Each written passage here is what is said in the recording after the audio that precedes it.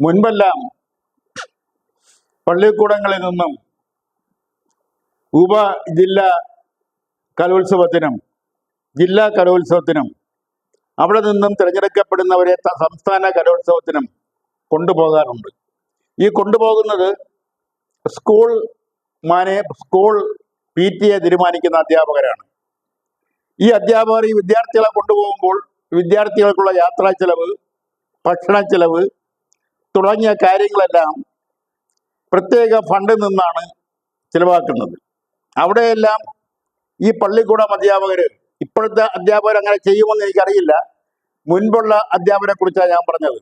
അവർക്ക് ഈ വിദ്യാർത്ഥികൾക്ക് 5 രൂപ വിലയുള്ള ഒരു ചായ വാങ്ങിക്കൊടുത്തിട്ട് അതിന് കണക്കെഴുതുന്ന 10 രൂപയായിരിക്കും.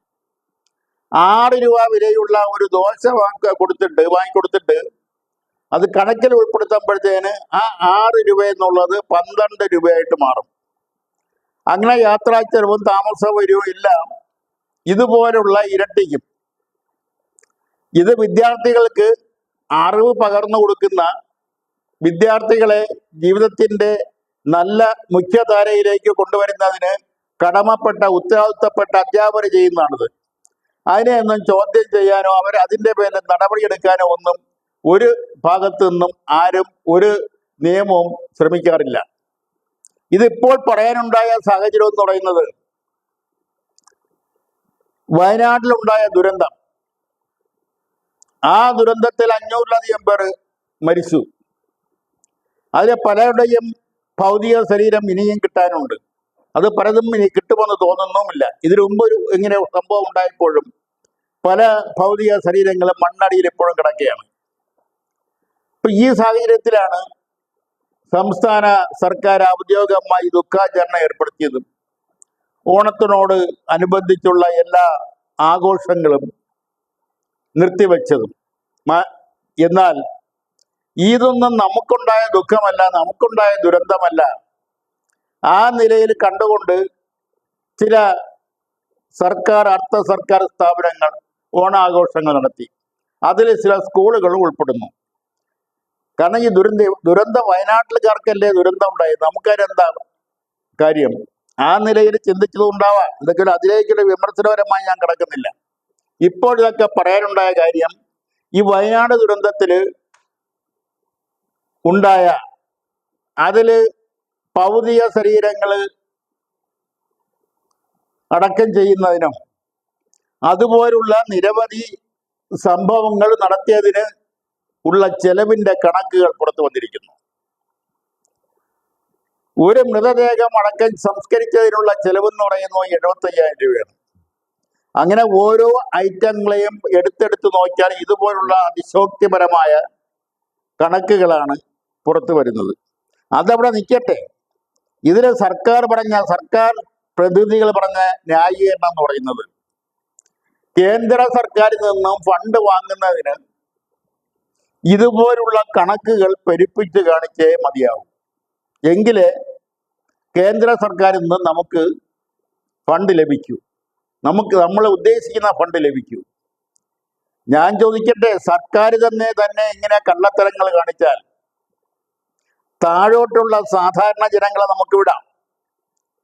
സർക്കാരിൻ്റെ കീഴിലുള്ള തദ്ദേശീയ സ്വയംഭരണ സ്ഥാപനങ്ങൾ, ഗ്രാമപഞ്ചായത്ത്, ബ്ലോക്ക് പഞ്ചായത്ത്, ജില്ലാ പഞ്ചായത്ത്, കോർപ്പറേഷൻ, മുനിസിപ്പാലിറ്റി, ഇവിടെയെല്ലാം ഇതുപോലുള്ള വിവിധ ആഘോഷങ്ങളും വിവിധ പരിപാടികളും നടക്കാറുണ്ട്.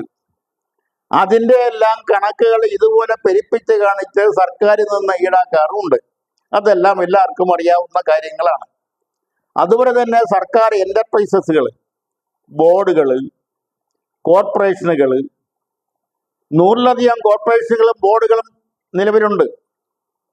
ഇതെല്ലാം ആവശ്യമാണോ എന്ന് ചോദിച്ചാൽ ആവശ്യമില്ല എന്നാണ് ഉത്തരം.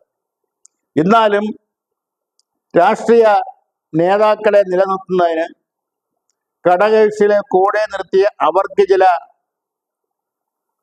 കാര്യങ്ങൾ നേടിയെടുക്കുന്നതിന് വേണ്ടി, അതായത് സാമ്പത്തികമായി ചില നേട്ടങ്ങൾ ഉണ്ടാക്കുന്നതിന് വേണ്ടി ഒക്കെയാണ് ഈ ബോർഡുകളുടെ എണ്ണം കൂടക്കൂടിയും അല്ലെങ്കിൽ കോർപ്പറേഷനുടെ എണ്ണം കൂടക്കൂടിയും വർദ്ധിപ്പിക്കുന്നത്. ഇവിടെയെല്ലാം ദൈനംദിനം നടക്കുന്ന ഇടപാടുകൾ ആ ഇടപാടുകൾക്ക് ചിലവാകുന്ന കണക്കുകളെല്ലാം ഇതുപോലെ പെരുപ്പിച്ച് തന്നെയാണ് കൊടുക്കുന്നത്. ഇതെല്ലാം എങ്ങും ചോദ്യപ്പെടാറില്ല. ജനങ്ങൾ ഇതെല്ലാം കണ്ടില്ല എന്നടിക്കുന്നു. ഉത്തരവാദിത്തപ്പെട്ട ഇതെല്ലാം അന്വേഷിക്കേണ്ട സർക്കാർ വകുപ്പുകൾ അതെല്ലാം കണ്ടില്ല എന്നടിക്കുന്നു. ഇത് ഇന്നും ഇന്നലെയും തുടങ്ങിയതല്ല. എത്രയോ കാലങ്ങളായി കേരളത്തിൽ നടന്നു വരുന്ന കാര്യങ്ങളാണ്. ആവശ്യമില്ലാത്ത കോർപ്പറേഷനുകൾ, ഒരേ വകുപ്പിൽ തന്നെ ഒന്നിലധികം കോർപ്പറേഷനുകൾ, ഒന്നിലധികം ബോർഡുകൾ. അവിടെയെല്ലാം ബോർഡ് മെമ്പർമാർക്ക് അവരുടെ അലവൻസും മറ്റും, അതിന് നേതൃത്വം കൊടുക്കുന്ന ചെയർമാന് 1 ലക്ഷം രൂപ ശമ്പളവും അതുമായി ബന്ധപ്പെട്ടുള്ള മറ്റ് ആനുകൂല്യങ്ങളും, പിന്നെ ബോർഡ് മെമ്പർമാർക്ക് വേറെ. അവിടെയെല്ലാം താൽക്കാലികമായിട്ട് ചിലരെ നിയമിക്കുന്നതിന് അവരിൽ നിന്നും വാങ്ങുന്ന പണം അത് വേറെ. അപ്പൊ ഇതെല്ലാം ഒരു അഴിമതിയുടെ ഭാഗമായിട്ട് കേരളത്തിൽ നടന്നു വരുന്ന കാര്യങ്ങളാണ്. ഇതിനെല്ലാം വളം വെച്ചു കൊടുക്കുന്ന ഒരു കാര്യമാണ് ഇപ്പോൾ സർക്കാർ വയനാട് ദുരന്തവുമായി ബന്ധപ്പെട്ട് പുറത്തുവിട്ടിരിക്കുന്ന കണക്കുകൾ. ഇപ്പൊ സർക്കാരിന് ഇതുപോലെ കള്ളക്കണക്കുകൾ കൊടുക്കാമെങ്കിൽ നമുക്ക് എന്തുകൊണ്ട് ചെയ്തുകൂടാ എന്ന് ആരെങ്കിലും ചോദിച്ചാൽ അവർ എങ്ങനെ കുറ്റം പറയാനാവും? ഇത് ഒരു ഡിപ്പാർട്ട്മെന്റിൽ മാത്രമല്ല, കേരളത്തിലെ വിവിധ നൂറുകണക്കിന് ഡിപ്പാർട്ട്മെന്റുകൾ, വകുപ്പുകൾ, അതുമായി ബന്ധപ്പെട്ട് ചിലവാക്കുന്ന പണങ്ങൾ, ഇതെല്ലാം സാധാരണക്കാരൻ നികുതി കൊടുക്കുന്ന പണത്തിൽ നിന്നാണ് എടുക്കുന്നത്. ഇതെല്ലാം സാധാരണക്കാരന് ജനങ്ങൾക്ക് വേണ്ടുന്ന, ജനങ്ങൾക്ക് ഉപയോഗപ്രദമായ കാര്യങ്ങളൊന്നുമല്ല. ഇപ്പോൾ തന്നെ ഓണം പ്രമാണിച്ച് കൊടുക്കുന്ന ആനുകൂല്യങ്ങൾ, ജനങ്ങൾക്ക് കൊടുക്കുന്ന ആനുകൂല്യങ്ങൾ, വളരെ കൊട്ടുഘോഷിക്കുന്ന സൗജന്യ കിറ്റുകൾ, അതെല്ലാം നല്ല കാര്യം തന്നെ. പക്ഷെ ആ സൗജന്യ കിറ്റുകൾ ആ കിറ്റിനകത്ത് ആക്കുന്നത് വരെയുള്ള നടപടികൾ, പ്രവർത്തികൾ, ആ പ്രവർത്തികളിൽ ഉണ്ടായിരിക്കുന്ന അഴിമതി, ഉപ്പ് തൊട്ട് കർപ്പൂരം വരെ വാങ്ങുന്നതിൽ കമ്മീഷനുണ്ട്. ആ കമ്മീഷനെല്ലാം ആരുടെയെല്ലാം പോക്കറ്റിലാണ്, ആരുടെയെല്ലാം ബാങ്ക് അക്കൗണ്ടുകളിലേക്കാണ് പോകുന്നത് എന്നൊന്നും അന്വേഷിക്കാനോ ചോദിക്കാനോ കേരളത്തിൽ ആരുമില്ല. അതുപോലെ തന്നെ ആ കിറ്റിനകത്ത് നിറയ്ക്കുന്ന സാധനങ്ങളുടെ ഗുണനിലവാരമെല്ലാം കാര്യക്ഷമമായി പരിശോധിച്ചിട്ടാണോ ആ കിറ്റിനകത്ത് ഇടുന്നത് എന്ന് ചോദിച്ചാൽ അതിനും ഉത്തരമില്ല. എന്തിനാ കിറ്റിലുള്ള സാധനങ്ങളുടെ തൂക്കം പോലും ചിലപ്പോൾ ശരിയായിരിക്കണമെന്നില്ല. ഇതെല്ലാം സർക്കാർ സൗജന്യമായിട്ടാണ് നൽകുന്നത് എന്ന ഒരു ധാരണ സാധാരണ ജനങ്ങൾക്കുണ്ട്. ഇതെല്ലാം തങ്ങൾക്ക് അവകാശപ്പെട്ടതാണ് എന്ന നിലയിൽ ചിന്തിക്കുന്ന ജനങ്ങൾ വളരെ അപൂർവമാണ്. തങ്ങൾ കൊടുക്കുന്ന പെൻഷന്റെ, അല്ലെ തങ്ങൾ ഈ രാജ്യത്തിന് വേണ്ടി അധ്വാനിക്കുന്ന ക്ഷേമ പെൻഷൻ എടുത്ത, വാർദ്ധക്യകാല പെൻഷൻ എടുത്താൽ, ഒരു മനുഷ്യന് 60 വയസ്സ് വരെ ചെയ്യുന്ന ജോലികൾ, അത് ഈ നാട്ടിന് വേണ്ടി, ജനങ്ങൾക്ക് വേണ്ടി, അത് ഏത് ജോലിയായാലും, കൂലിപ്പണിയായാൽ പോലും അതിലെല്ലാം അതിൻ്റെതായ മൂല്യതയുണ്ട്. അത് ജനങ്ങൾക്ക് വേണ്ടിയാണ്, നാട്ടിന് വേണ്ടിയാണ്, സമൂഹത്തിന് വേണ്ടിയാണ് താൻ ജോലി ചെയ്യുന്നത്. അങ്ങനെ ജോലി ചെയ്യുന്നതിൽ നിന്ന് തനിക്ക് ശമ്പളം കിട്ടാറുണ്ട്. ആ ശമ്പളം കൊണ്ടാണ് താനും തൻ്റെ കുടുംബങ്ങളും ഉപജീവനം നടത്തുന്ന, അക്കാര്യത്തിലും തർക്കമില്ല. പക്ഷെ അങ്ങനെ പതിറ്റാണ്ടുകളായി ജോലി ചെയ്യുന്ന ഒരാൾ അയാളുടെ അവസാന കാലഘട്ടത്തിൽ വാർദ്ധക്യപരമായ അവശതയിലേക്ക് നീങ്ങുമ്പോൾ ഒരു ചെറിയ തുക പെൻഷനായി നൽകുന്നത് ഔദാര്യമാണെന്ന് കൊട്ടിഘോഷിക്കുന്ന സർക്കാരിനോട് പറയാനുള്ളത്, ഇത് ഔദാര്യമല്ല, ഇത് അവരുടെ അവകാശമാണ്. അവരുടെ ആരോഗ്യമുള്ള സമയം മുഴുവൻ നിങ്ങൾക്ക് വേണ്ടി, ജനങ്ങൾക്ക് വേണ്ടി, സർക്കാർ ജീവനക്കാർക്ക് വേണ്ടി, രാഷ്ട്രീയക്കാർക്ക് വേണ്ടി, ഭരണാധികാരികൾക്ക് വേണ്ടി, പ്രതിപക്ഷങ്ങൾക്ക് വേണ്ടി അവർ അധ്വാനിച്ചു. ആ അധ്വാന ശക്തിയുടെ, ആ അധ്വാനത്തിൻ്റെ മൂല്യതയുടെ വളരെ ചെറിയ, വളരെ മൈക്രോ നിലയിലുള്ള ഒരു സഹായധനമാണ് അവർക്ക് പെൻഷനായി വാർദ്ധക്യകാല പെൻഷനായി ലഭിക്കുന്നത്. ഇത് തങ്ങളുടെ ഔദാര്യമാണെന്ന് സർക്കാർ പറഞ്ഞാൽ അത് എങ്ങനെ അംഗീകരിച്ചു കൊടുക്കാനാവും?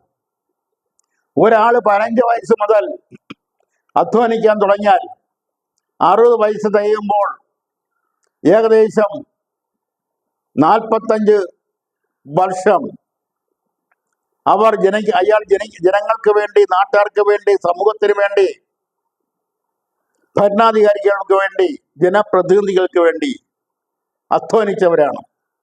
ആ അധ്വാന ശക്തി നഷ്ടപ്പെട്ട് വിവിധ രോഗങ്ങൾ, ആ രോഗങ്ങൾക്ക് നിന്നും താൽക്കാലികമായിട്ടെങ്കിലും ഒരു ആശ്വാസം ലഭിക്കുന്നതിന് വേണ്ടി മരുന്ന് വാങ്ങിക്കുന്നതിനുള്ള പണമാണ് നിങ്ങൾ കൊടുക്കുന്നത്. അത് ഔദാര്യമാണെന്നുള്ള വാക്ക് ശരിയല്ല. അത് ഔദാര്യമല്ല, അവരുടെ അവകാശമാണ്. ആ തിരിച്ചറിവ് പാവം ജനങ്ങൾക്കില്ലെങ്കിലും സർക്കാരിനും ഉണ്ടാവണം. അതുപോലെ തന്നെയാണ് ഈ വയനാടിന്റെ ഒരു ദുരന്തത്തിൽ നിന്നും, ഒരു മനുഷ്യനുണ്ടാവുന്ന ദുരന്തത്തിൽ നിന്നും ലാഭം കണ്ടെത്തുന്നവർ, അതിൽ നിന്നും പണം കണ്ടെത്തുന്നവർ ഒക്കെ അവരെ കുറിച്ച് എന്താണ് പറയുക? വെള്ളപ്പൊക്കം പോലുള്ള, മലയിടിച്ചിൽ പോലുള്ള, ഉരുള് പോലുള്ള അതുപോലുള്ള ദുരന്തങ്ങൾ ഉണ്ടാകുമ്പോൾ ആ ദുരന്തങ്ങൾ കൊണ്ട് നേട്ടമുണ്ടാക്കുന്ന ഒരു വിഭാഗം സർക്കാർ, അതുമായി ബന്ധപ്പെട്ട സർക്കാർ ഉദ്യോഗസ്ഥർ, സർക്കാർ ജീവനക്കാർ, അവർക്കതെല്ലാം ചാകരയാണ്. ഒരു ദുരന്തം ഉണ്ടാകുന്നത് ആ ദുരന്തവുമായി ബന്ധപ്പെട്ട കാര്യങ്ങൾ കൈകാര്യം ചെയ്യുന്ന സർക്കാർ ജീവനക്കാരെ സംബന്ധിച്ചിടത്തോളം അവർക്ക് ചാകര പോലെയാണ്. കണക്ക് ചോദിക്കാൻ ആരുമില്ല. ആ നിലയിൽ അവർക്ക് എന്തും ആ നിലയിൽ അവിടെ അവർ കൈകാര്യം ചെയ്യുന്നു.